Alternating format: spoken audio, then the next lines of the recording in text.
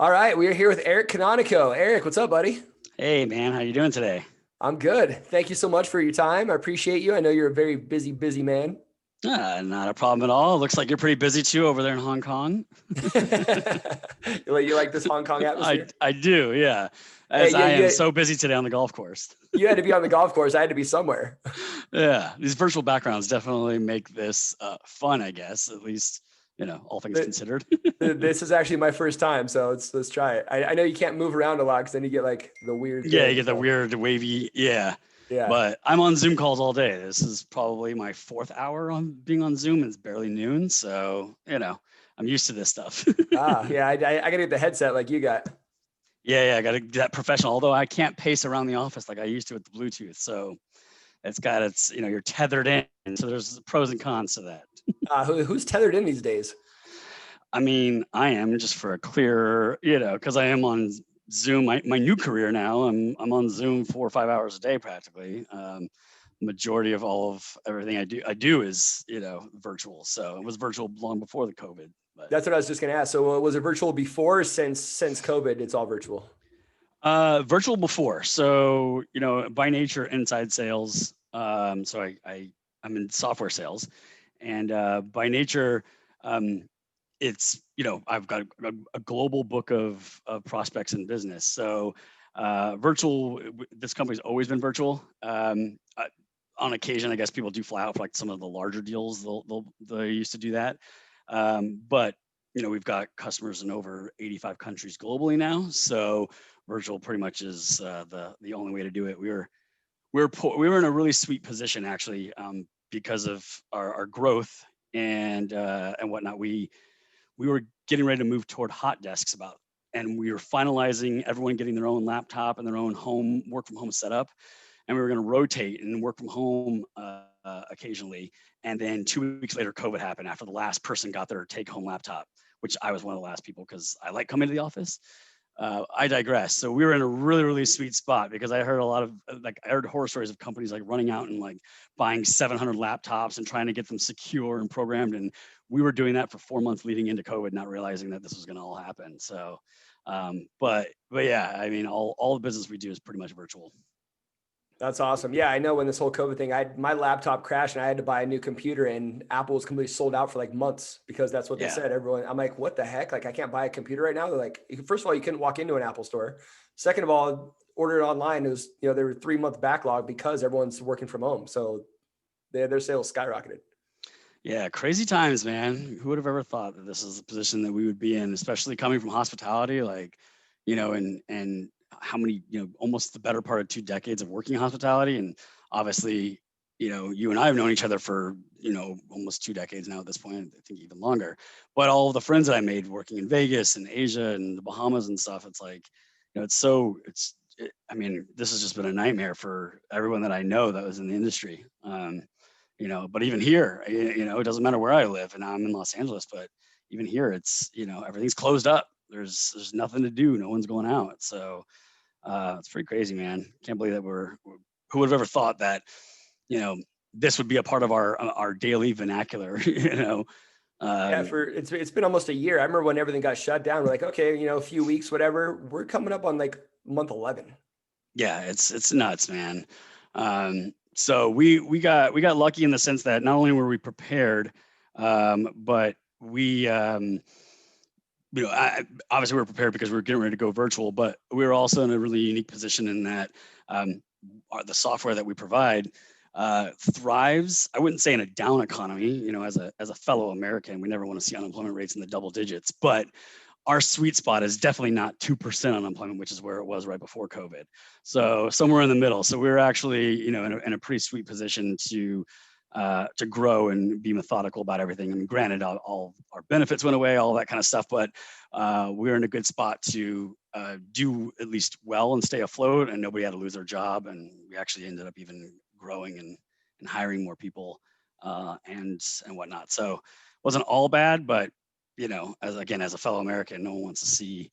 I mean, shit, I can't even go to my sushi place. You know what I mean? Like, it's just like there's nothing to do besides work. And all of a sudden, I'm working 12-hour days. I have no social life. So it's just crazy stuff, man. Yeah, I know. I'll be out there in 2 weeks, and I heard even outdoor dining is closed, so I'm really not looking forward to that. So we're gonna have to like get a picnic or something on the beach. Which is kind of ridiculous, actually. I was just in Florida for the holidays, and I mean, they're like doing 20% indoor dining, which I'm not okay with that. I definitely declined that whenever the host was like, "We don't have any outdoor seats. You want to sit inside?" I was like, "That's a hard no." But I mean, outdoor dining, I definitely think that they're leaving, a lot of people out to fry. But you know, it's a sad state of affairs. Hopefully, things will start to turn around really soon. So some Yeah. positive news coming out of that sector, at least, and regime change and everything else that goes along with it. Yeah. So So what exactly are you doing now? You said you're selling software. yeah, so our software is actually really unique. I work for a company. It's called Criteria Corp, and so essentially, what we do is we provide pre-employment testing, post-employment analysis on, from behavior risk to, testing for people's cognitive ability, learning ability in advance. So we help HR departments, small business owners, all the way up to Fortune 50 companies that our grandparents have heard of, everything in between. And we help them make better hiring decisions providing aggregate data. So essentially what we do is we provide assessments online. So typically when a candidate applies for a job or shortly thereafter, then they're given a link to be moved on to the next part of the hiring process. And in that link is where, based on what the job description is, whether it's, I don't know, a fulfillment truck driver or a CFO and everything in between, or an accounting and finance, our software, what we provide, at least top of funnel or bread and butter, is giving business decision makers more data, more objective data in the hiring process. So we help with diversity, we help with inclusion, we help companies expand their candidate pool to identify people they would have otherwise overlooked. And then on the flip side of that, me, for example, I'm the perfect example of how we help candidates. I went to school at UNLV. I worked in hospitality and nightclubs and restaurants and casinos for 16 years all over the world, but primarily in Vegas, as you know, but maybe not everybody else. And again, got a hospitality degree, and decided after I came back from Asia that I didn't want to be around secondhand smoke anymore. I wanted to make a change. My work-life balance wasn't in line. And so I had gotten introduced to this organization, and I took the test. I mean, we essentially, our PhD department is a bunch of IO psychologists, industrial organizational psychologists that help validate these assessments. I didn't even know what IO stood for, and I have a college degree. So it goes to show you, I took the test. I've had, personality and behavior fit for sales, which I'm a big old extrovert, huge sales guy, and the learning ability to be able to process and apply that information and learn software and learn a new product, essentially, which definitely took a long time. But I'm proof in the pudding, as well as about 40% of our global workforce that came to this company with zero experience, but had the cognitive ability and the behavior traits we were looking for. So we help both the business owner make better hiring decisions and mitigate turnover before it happens. And then from a candidate side, we also give candidates the opportunity to apply and test for jobs that they maybe would have gotten overlooked because resume alone. So we help on both ends. And then now we're starting to move into, we have a brain game app that enables people to download brain games, start playing games, and then they can register their score.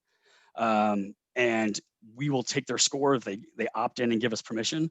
We'll take their score and we will show clients of ours that are hiring our our users video game scores, essentially, but they're brain games, and help make that match as well. So that's fairly new. That launched since I've been here, and so just about 3 years ago.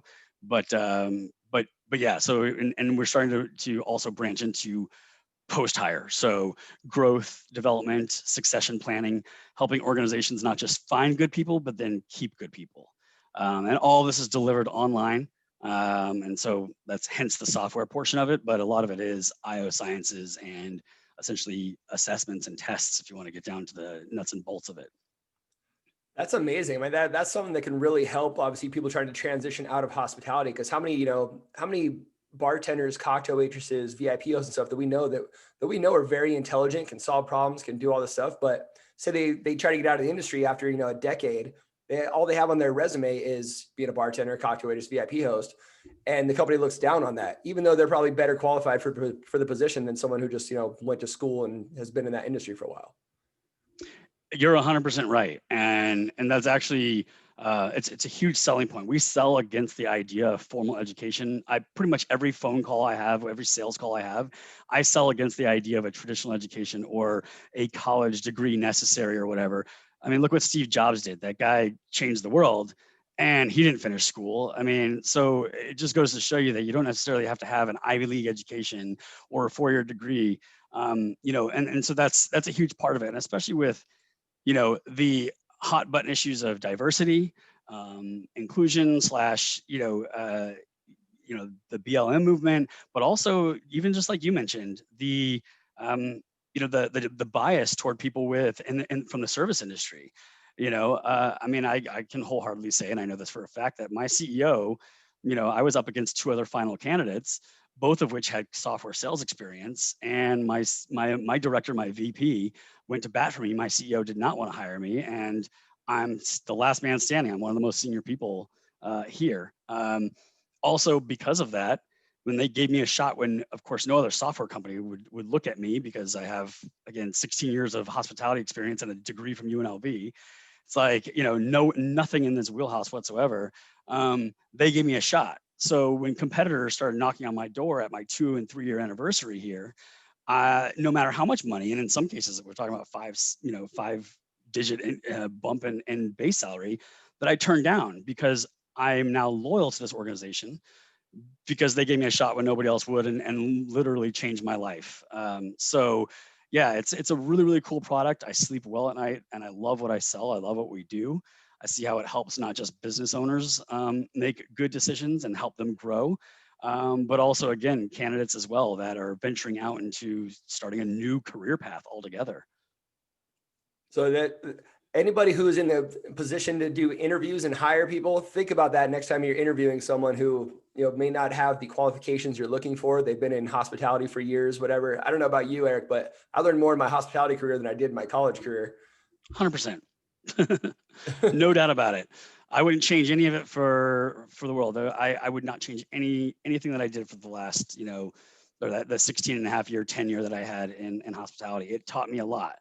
Everything from working at Palms and working under Jason Strauss and all the Tao Group guys. I mean, those are that's an education, a master's degree in how to really see a business thrive and see it from being a part of something from the ground up, all the way through to the project I was working in Asia, which was kind of like the final jewel in the crown, if you will, that made me kind of pivot away. It wasn't that it was a bad experience by any means. It's just, who wants to buy bottle service from a 40-year-old guy with gray hair? I mean, let's call a spade here. So I was young enough, I'm smart enough, and so gosh darn it, people like me. No, so it was it was good for it was a good opportunity, and I definitely encourage anybody who is applying for a job, or maybe they're discouraging themselves from applying for a job. Look at some of those options out there. Look at you never know what will be presented. And again, I mean, out of our 5,000 plus customers, we all sold them on the idea that they don't need to hire somebody with a formal education, and so on. So it's good stuff.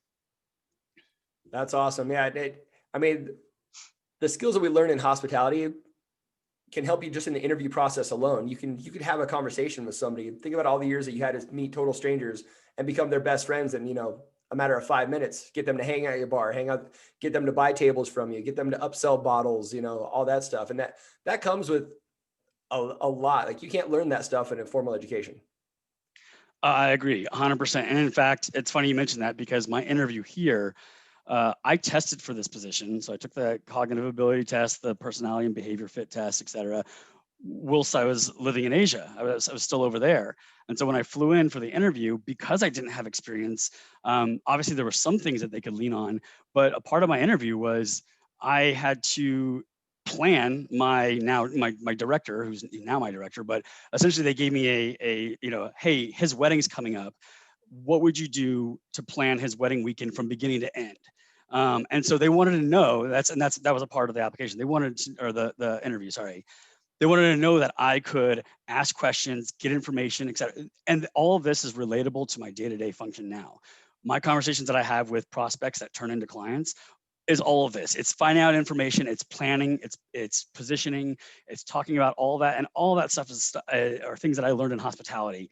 Getting headcount in advance, getting ratio numbers, getting budget, all of those things are totally translatable and totally relate to what I'm doing now, just different. And I have holidays off, and I have weekends off, and 6 weeks of vacation, and a work-life balance that's healthy, and I'm not around secondhand smoke, and yada yada yada. It took me a while to get back to Vegas money. I'm not going to say that happened overnight.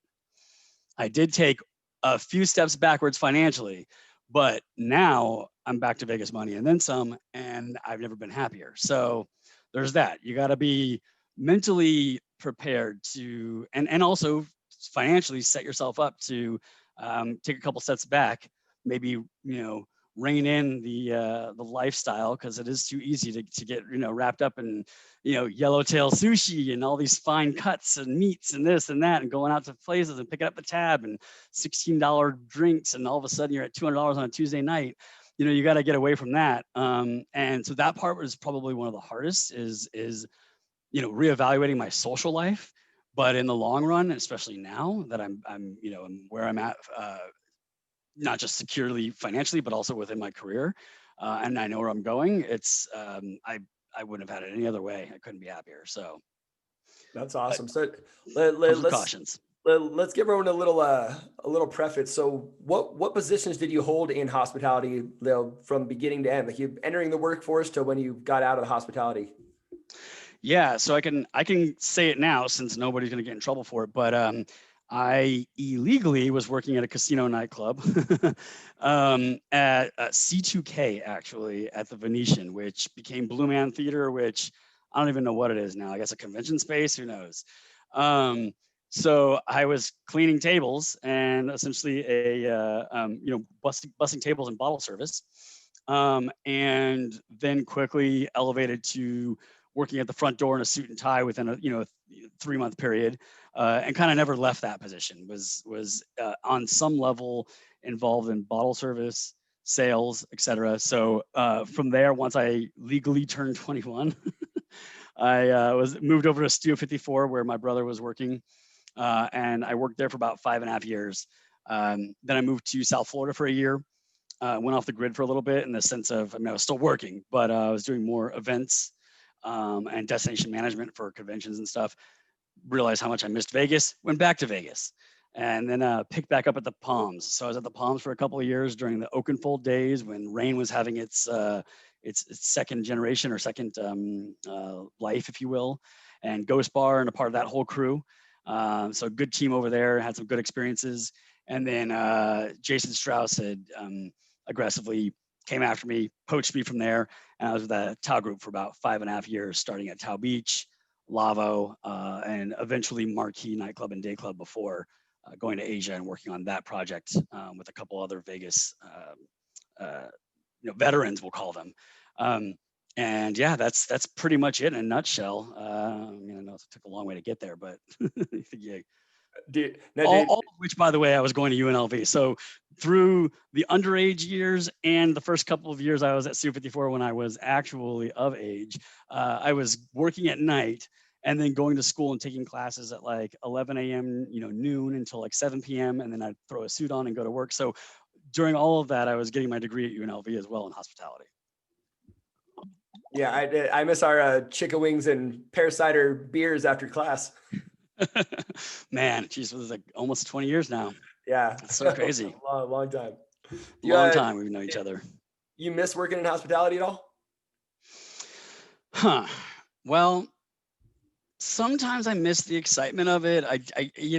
But honestly, no, not now. I missed it back in 2008 when I was in, Florida. And that's why I went back for another, 8 years in hospitality. So I kind of had a 8-year tenure in nightlife and burned out, took a year off, worked, and then had another 8-year tenure, 8.5-year tenure in nightlife / day life, actually, because I was around for that invention, day clubs. But back to your question, I mean, look, it's fun, it's exciting. Do I miss it? Yes, but I was also a lot younger when I was doing that. So now, no, I love going to Vegas and being a tourist. And the first couple times I went back to Vegas after, we won't count Asia, but after coming back to the United States and being a Los Angeles resident now that and I've been here in Los Angeles for almost 4 years to the day almost. But now the first couple times I was going back to Vegas, I would go visit my old friends who I'm still friends with and keep in contact with back in in nightlife, and go hit the clubs, go hit the bars, hit up the DJ booths, all that good stuff, shake hands, kiss babies. Of course, it's exciting, it's fun. It'll never not be. Um, and I still keep in touch with a lot of veterans, that are still technically in the business, Z Zandy and all of them, all that whole crew. We all kind of came up together. So do I miss it? Yeah, but do I miss it as as compared to being able to go work in Florida for a month like I just did and work remotely and be able to like golf in the morning and and I have spend some time with my family and stuff? No, I don't miss that. I don't miss not having holidays off. I don't miss, I miss the money in the beginning. That's about it. Now I really love being a tourist. You think if you can go back and do it again, would you do it again, or what would you do differently? I would 100% do it again. There's no question there. I would 100% do it again. There are experiences that I had working in nightlife, from celebrities and those shenanigans that will go unsaid because I value my relationships in Vegas and always will. And I also value people's privacy. That's what made me a good, valuable employee as far as, Tao Group and all of the above are concerned. But all of those experiences that I had, from meeting my favorite DJs in the world to, hanging out with them and cheersing with them to, all those experiences, to meeting individuals that, albeit were great bottle service customers, but were the furthest from people I would ever want to hang out with in my professional life or my personal life, and getting to learn and know those personalities as well helps arm me now, arm me now in the future, because all those experiences. So I wouldn't trade any of that for the world. I would do it 100% all over again. Is there anything I would do differently? Not really. I mean, maybe I would have been a bit more aggressive toward, growing into management or maybe leadership or, some other facets, and getting away from the door at the nightclub. But ultimately, I think the way that I did it led me to the path that I'm at right now, because had I gone that other route, and I'm not like taking a crap on any of these positions, but I might have just ended up as a restaurant manager, because again, nightlife especially is a very youthful scene. Or I would have ended up as a manager in a casino, and again, not taking anything away from that. It's just health-wise, the secondhand smoke alone, period. That alone is worth it, and makes me realize that I made all the right decisions in that regard.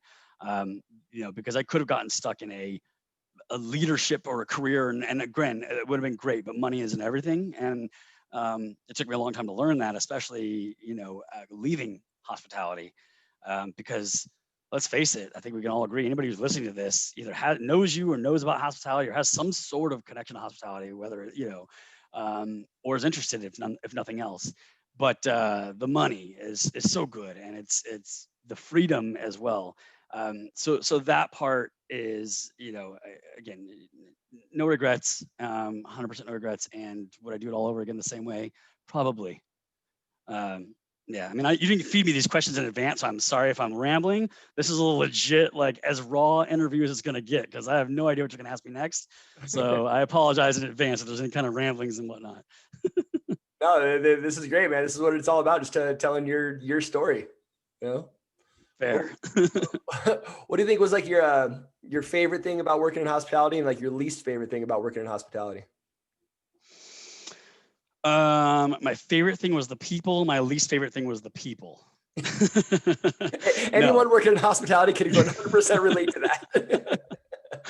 that. So yeah, depending on the day. No, my favorite thing about it was the fun, the excitement, the getting paid to party, getting paid to schmooze and booze with celebrities and the allure of it all, and getting suited up and high five and hanging out and drinking on the job. And I mean, look, it's a fun gig. It's a fun gig. I don't discourage anybody from doing it, but it's something you should probably reconsider if you're in your 40s or heading in that direction. That's all I'm saying. Um, so the one thing I love the most, though, for sure, definitely meeting so many different types of people, being exposed to so many different conventions and things like that. Like hospitality opened my world, my door, if you will, to the rest of the world. So coming into corporate America, which is what I guess we would call what I'm in now, um, I was poised a little bit more, prepared, because I was exposed to these business owners that were our bottle service customers, or, um, you know, uh, decision makers that came in, during Magic Convention, or the HR convention, or SEMA, or CES, or whatever, and getting to know that sector or those types of people. So that the people still, for sure, that's my favorite part about it. The money, let's not take away from that. The easy money was awesome. And again, the partying lifestyle was great. The dislikes, I mean, I celebrated New Year's at the front door of a nightclub in a tuxedo for 16 years straight. I was just at home for the first time for Christmas slash Hanukkah slash Kwanzaa, whatever the holidays we'll call it, for the first time in over 20 years. So the thing that I hated about nightlife, or sorry, hospitality in general, because I also worked as a server even before is the holiday or blackout dates. And I can't tell you how many countless birthdays and my friends' children's births, and things like that. Weddings that take place on Memorial Days and Labor Day weekends, and so the blackout date's probably my least favorite of all of it. How much I missed out on. But again, still going back to, I wouldn't have done it any other way. I would still do it all over again the same way and for the same amount of time. Yeah, that's awesome. Do you feel like the hospitality environment's kind of a toxic environment to work in? It is, if you don't have a good personal compass. Look, there are definitely, I'm not running for office here. There are definitely times, especially earlier in my career, where I ate the apple off of every tree in the Forbidden Garden. So you name it, from staying out late until well past sunrise, to indulging in, and party favors and everything else. And all of that are life experiences that I also took with me. So can it be toxic? If you don't have a good compass, as far as where, a valve to shut off, or to know when is enough, whether it's gambling, whether it's booze, whether it's drugs, whether it's time away from loved ones, whatever that vice is, or multiple vices, it can be a toxic environment. But it also could be really amazing too. I mean, I don't know how many, countless people that I know that are married still today, that were like both bartenders, or a bartender and a cocktail waitress, that met on the job, and and have kids and are thriving, and they're surviving, and they're living their lives. And so there is love there too. The good times. Oh my God, how many high fives on the dance floor? How many moments, that sober even, but moments that I had with like friends that like you will never be erased from my memory. So toxic, of course, but so can driving in traffic. So can, I mean, eating in excess. I mean, you take anything into consideration, that overdoing it can be toxic. Do I think that it promotes it? A little bit, but that's part of what the allure. That's what the sell is. We were selling a good time. I slept well at night, thinking to myself, hey, we provided experience for people. Right now, I feel better. I feel much better about what I sell and sleep at night, because I see invoices come in where businesses that I sold a subscription to our software, and I see the renewal come in, and it's double the size from what I sold it to, because they doubled in size company wise, and they doubled in size because we help them make better hiring decisions. Same thing goes for Vegas or hospitality in general. It doesn't have to necessarily be Vegas. People would go home with just a receipt in their pocket, but a mind full of memories and pictures and snapshots. And, I felt really good about being a part of people's bachelor and bachelorette parties, a part of people's, life changing events. That was special to me. I cherish those times. Um, so those elements of it, not toxic, but slippery slope. It can be toxic if you're not careful, and you're only as careful as you are when you look in the mirror, and are you happy with what you're seeing when you're looking back? And there's a few times in hospitality where I wasn't, just being honest as honest can be here. Yeah, and that's what I mean. You and I both, we've watched, especially Vegas. We watched this town eat people alive. They come here from Indiana or something. They come to Vegas for a few years and they get super caught up in the scene, and then they got to go back. They got to go back or they're dead. One or the other. Yeah, yeah, and Vegas. I mean, just like any industry, but especially Vegas, it's the fact that we've known each other for 2 decades, and all those other old school people that I was mentioning, XS and Win and Encore and Tower Group, et cetera. All those people we came up with, the Justin Cruzes of the world, the John Opers, all these guys. You burn a bridge in Vegas, you get one shot. You don't get to burn 3 bridges in Vegas. It's not like that. So the fact that I made it 17 years in hospitality overall. We'll call it adult hospitality because, again, I was a server when I was 16 years old, but we won't count that. Vegas is very incestuous. It's very small. For a big city with 2 major sports teams, Vegas is small. You know what I mean? Everyone knows everyone, especially in the hospitality world, or 1 degree of separation or minimum of 2. There's that element of it. But it goes, I think that kind of works across all business lines. I mean, at the end of the day, it's the old "don't be an asshole" rule, and I don't know how PG this your podcast is here, but if you're just not an asshole, I think you pretty much would do all right, And so that's kind of been my mantra through hospitality, and what I'm doing now. So I think that's a good mantra for everyday life. Don't be an asshole. Just don't be an asshole. I think that applies to any aspect of life. Don't be an asshole. Every aspect you could possibly think of. If you're not an asshole, you're pretty much good. I don't care, even in religion, if you're just not an asshole, whatever religion's right, you're going to get in. You know what I mean? Just don't be an asshole.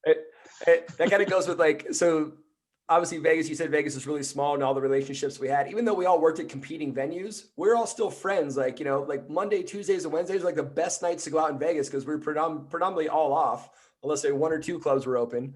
But that's when we all get to hang out with each other. We all had a mutual respect because we know over the weekends, we all dealt with the same things. We all dealt with the tourists that come in town and act like assholes.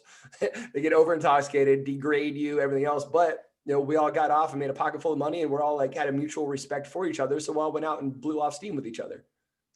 That for sure, and I think that's a huge. Hopefully that's not getting lost on this new generation, I guess we'll call them, of people coming up in nightlife in Vegas. That that they take a page from our OG book as far as sharing business and reciprocating high rollers and this, that, and the other. And so anybody listening to this that isn't ready to be out of hospitality, but is maybe contemplating it, but they still have a couple good years left in them, or they they're not ready to make that move yet. Keep those contacts. I can't tell you how many. I mean, there's a couple of people that I work with at Marquee. One for sure that I know for a fact that I've sold our software to. Casinos that it parlayed over. When you mentioned though all of us hanging out, it's funny because when I went to Asia, I was 10,000 miles away working on a casino nightclub project, and I was there with 9, 10 other guys from Vegas, of which only 3, maybe 2 or 3 of them that I worked with at Tower Group.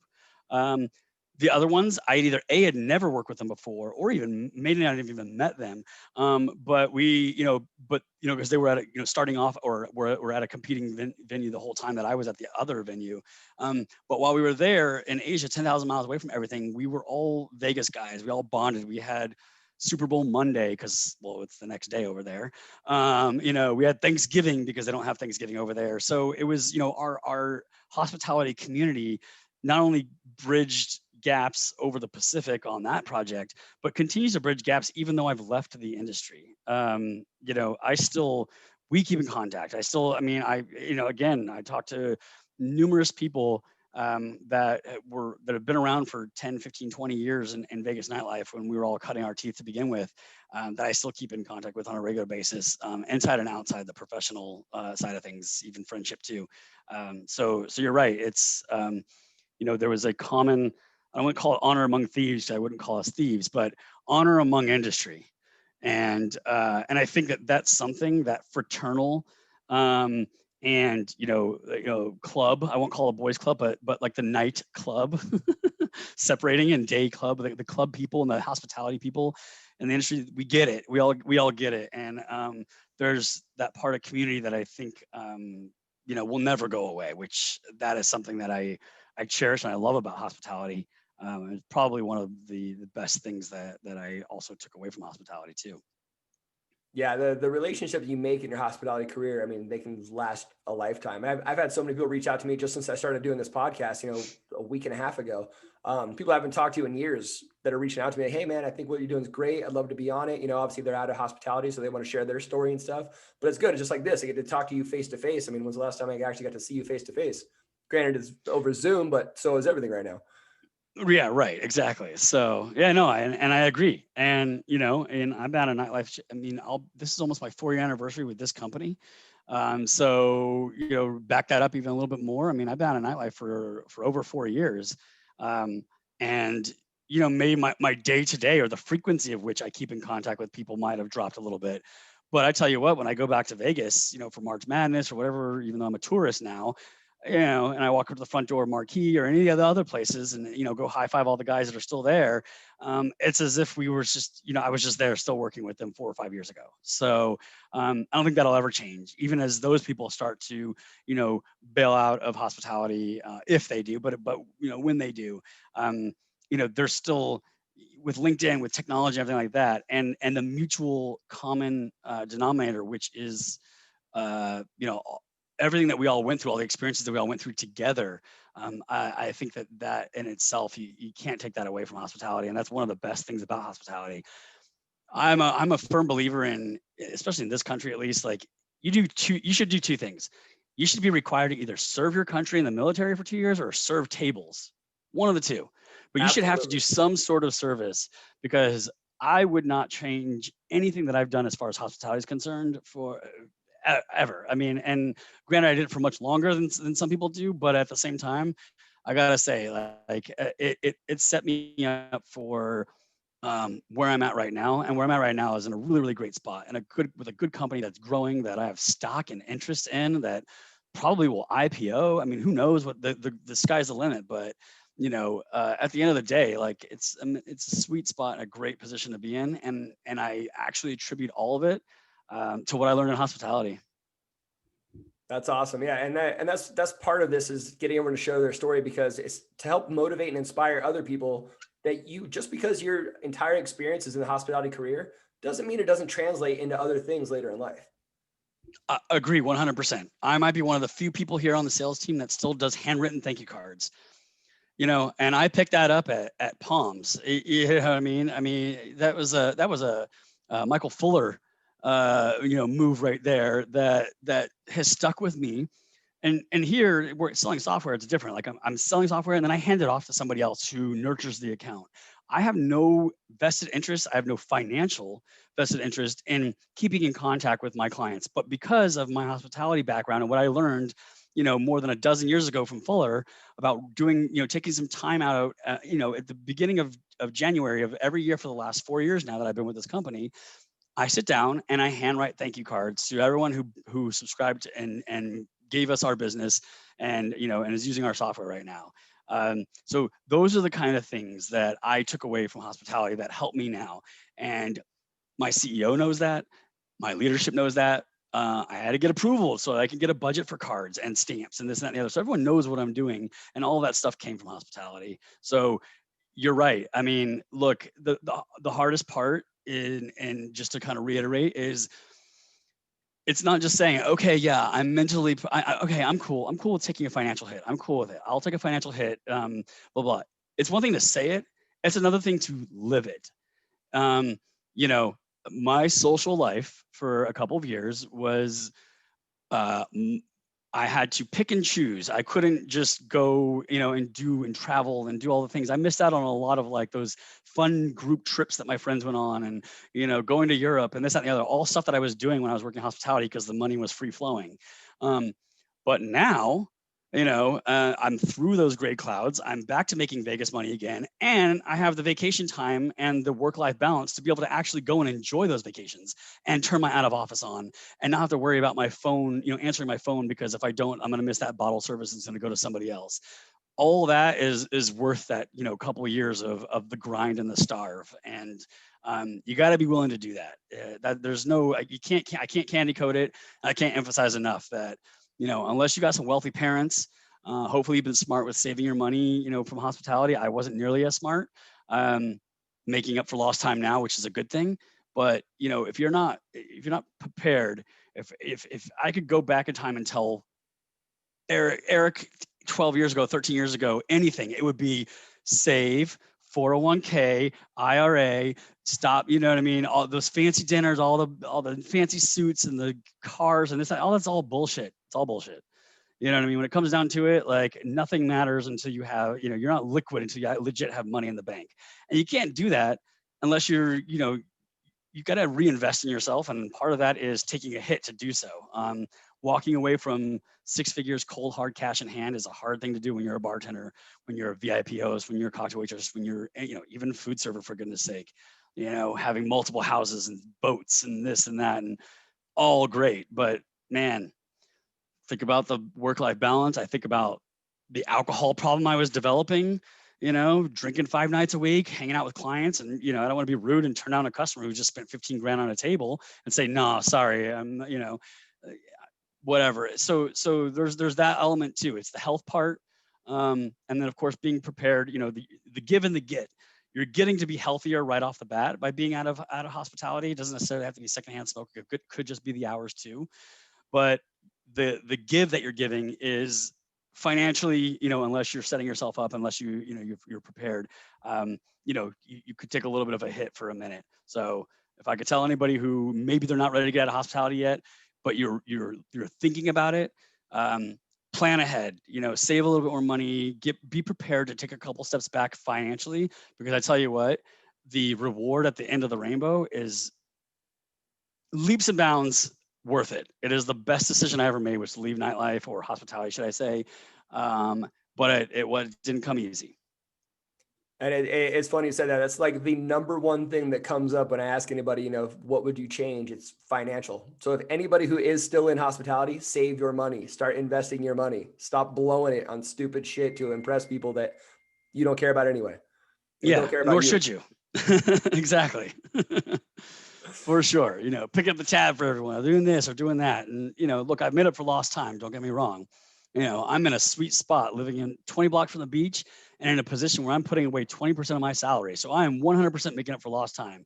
But I tell you what, there were definitely some nights of ramen and, watching my friends here in LA going out for, $100, $200, $300 nights, including dinner, that I couldn't afford to do in the beginning when I first came back and switched careers. So, yeah, past Eric, if I could go back and change one thing, I would have told myself to save a bit more, because, even though I did have a nice cushion, it still wasn't enough. You know what I mean? Because I had to mentally prepare for the lifestyle change as well.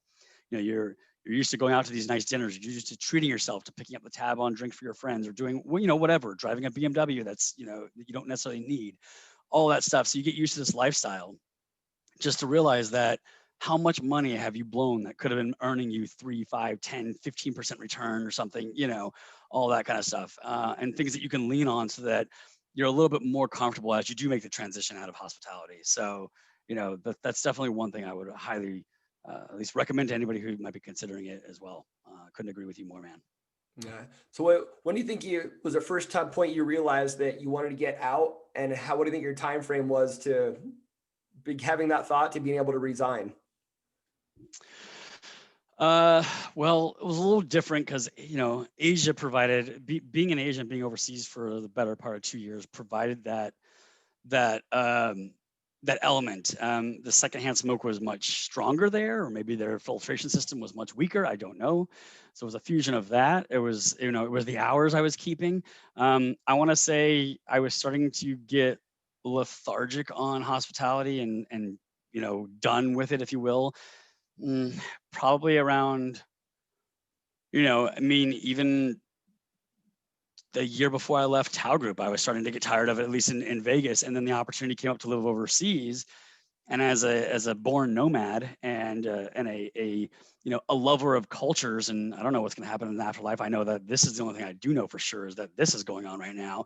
So the opportunity to live overseas, which now I do actually have the opportunity to possibly live in Australia with this company, but the opportunity to live overseas superseded my desire, or at least it pushed the desire to leave hospitality back by a couple of years, because I wanted that experience, and I wouldn't trade that for anything in the world either.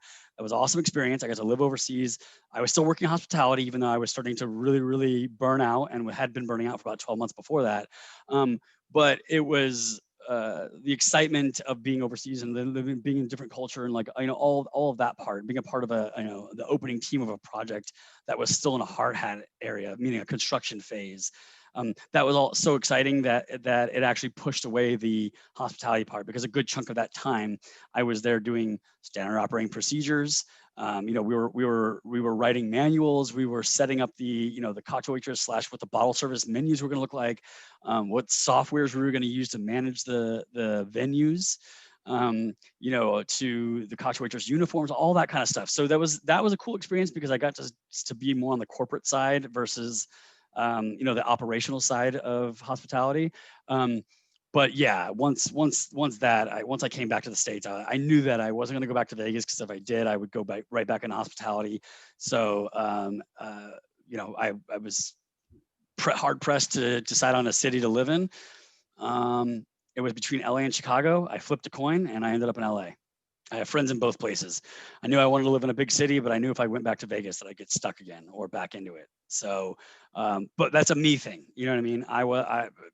I'm weak. I would have gone back for the money. I would have gone back for the, it is exciting still. It's not, like I said, I'm not going to take a dump on it, but yeah, I mean, at the end of the day, I'd say it's probably about 3 years before I got out, that I was plotting and planning. I probably would have gone out a little bit sooner had Asia not presented itself. But at least 12 months while I was still here in the States. Yeah, and that's what I mean.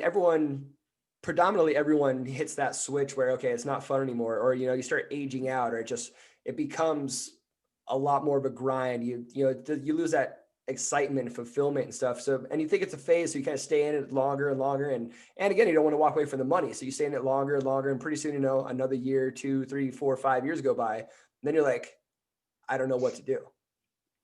Yeah, and it's so funny you say that, because I've now come to realize, looking back, that my personal, I don't know about everybody else, but my personal shelf life for nightlife or hospitality, but I was in nightlife, so I'll speak to nightlife and day life, i.e. day clubs, which were double shifts of like almost 15 hours of work in the hot sun, followed by sweating in a suit. But I digress. Point being is that I got into hospitality and nightlife while I was, before I turned 21, worked in it for 8 years, burned out. Went to Florida, came back, worked in it for another 8 years, burned out. I was total of 16 years combined that I was in nightlife, quote unquote, hospitality. So my shelf life was 8 years, and I knew that if I went back into it again, I'd get stuck for another 8 years. And that was when I decided to make the switch. But for me personally, it was right around the 7-year mark, 6.5, 7 years. I was like, I started telling myself, I can't believe I can't believe I have to work tomorrow. Like I have never once in the 3 and almost 4 years I've been here. So 3 years and 9 months I've been with this company, Criteria Corp. I have never once said to myself on a Sunday, oh, fuck, I don't want to work tomorrow. I don't want to work. I literally love coming to this place. I love coming. I'm in the office right now by myself when there's normally 100 people here. But that's because I love the office. You know what I mean? I got floor to ceiling views of the Hollywood Hills. I'm looking at the beach. I'm looking at downtown LA. I mean, you name it. But like, I've never once in 3.5, almost 4 years of this working for this company said to myself on a Sunday night, God damn it, I don't want to go to work. It's always been, I gotta work tomorrow. All right, cool. Like, so, and maybe that's the software / tech environment, because I know we're not the only software slash tech company that has a culture like this. In fact, you'll probably find that more and more, not just even software and tech. I'm sure insurance offices, if you're doing insurance sales, I mean, you name it. Any sector you go into, if they give a crap about their people and they care about their culture, they're going to have people that like each other and hang out with each other outside of work. They're going to provide snacks. And I mean, we've got on any given day pre-COVID, we'd have 14 dogs running around this office. I got my dog here with me right now. So there's never been a time where I've said to myself, God, I don't want to work tomorrow, since I've been out of hospitality. But I could tell you what, in hospitality, I said it quite often toward the end.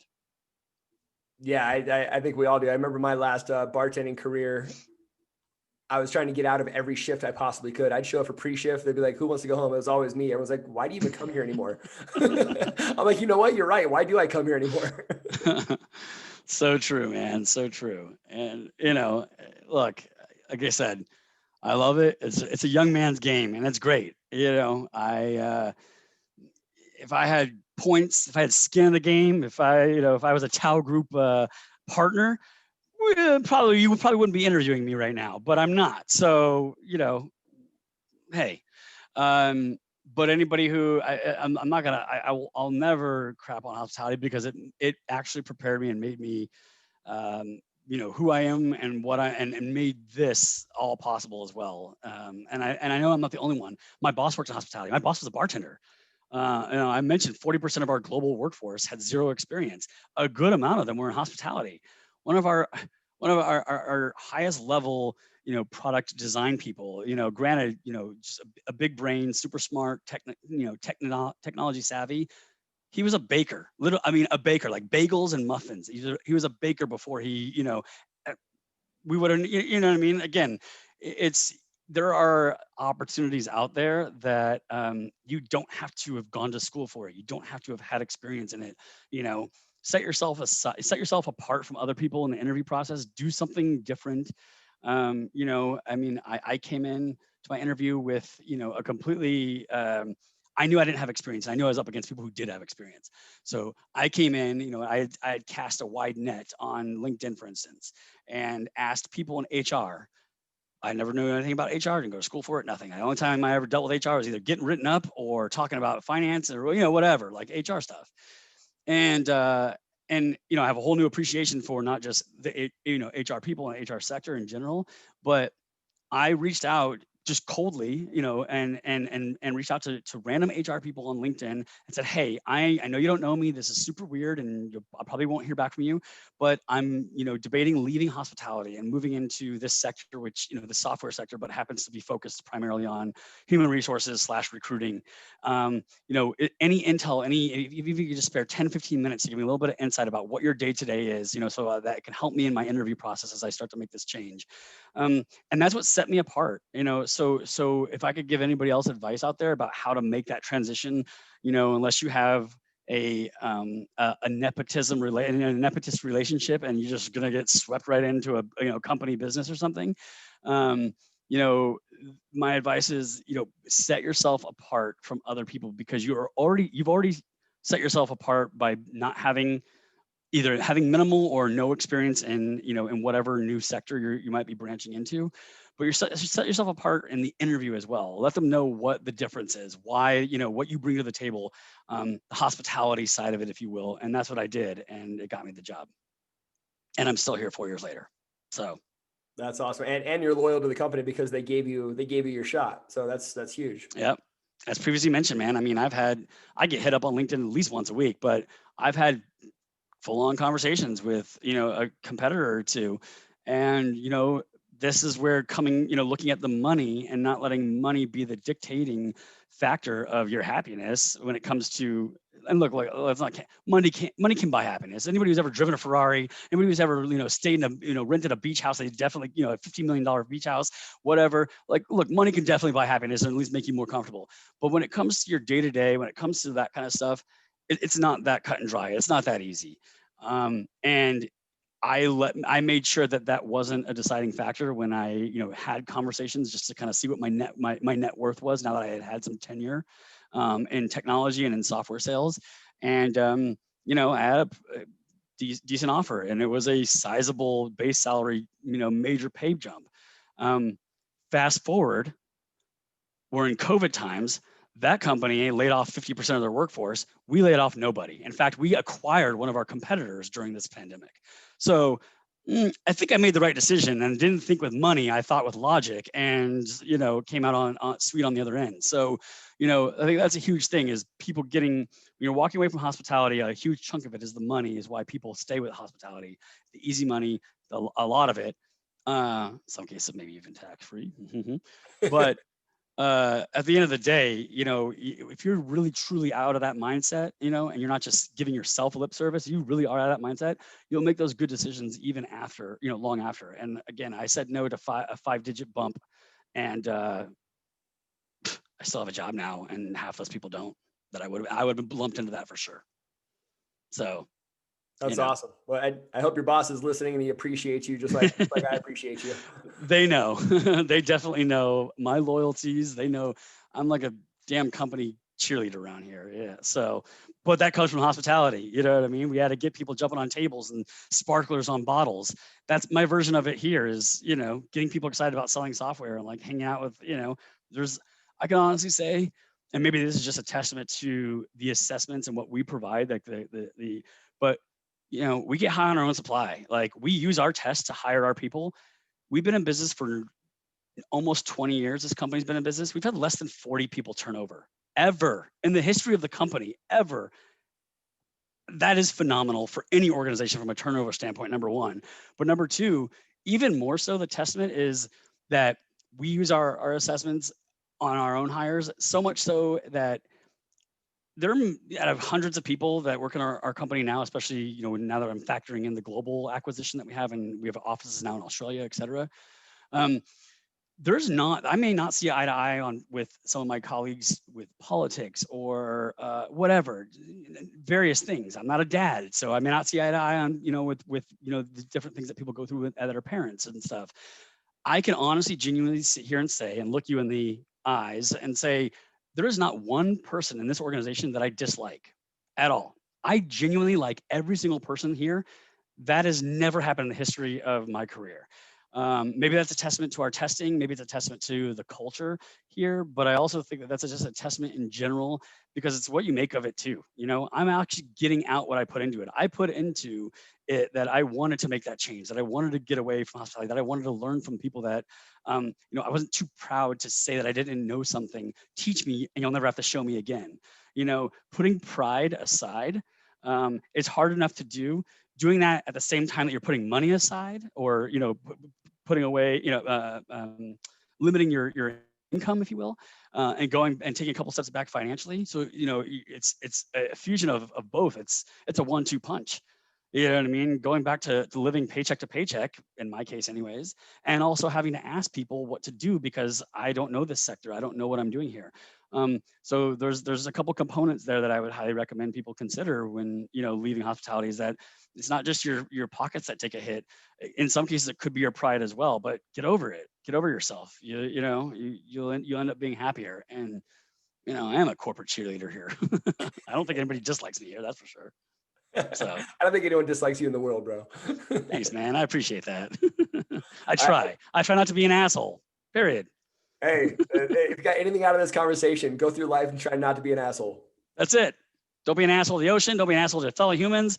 Just don't be an asshole, period. You're good. All right, Eric, I know you got a busy day. I appreciate the last hour you spent with us, man. I miss you. I love you. Is there anything you want to add before we leave? And also, do you want us to put a link to your company? Because, I mean, the culture sounds great. And I think, from, like you said, 40 people have turned over in 20 years. Sounds like you're onto something right that a lot of companies can use. Yeah. And I mean, and our client base definitely benefits from that too. I mean, when I started with this company, we had less than 3,000 customers. So now we have over 5,000 customers in 85 countries.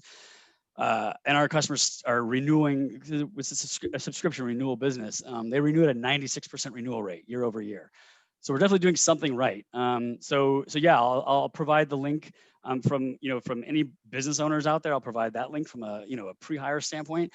But anybody who might be interested in in venturing away from hospitality, that Brain Game app It's called Job Flare. It's spelled Flare, and it's available on both iTunes or whatever iOS store and also Samsung or whatever that one.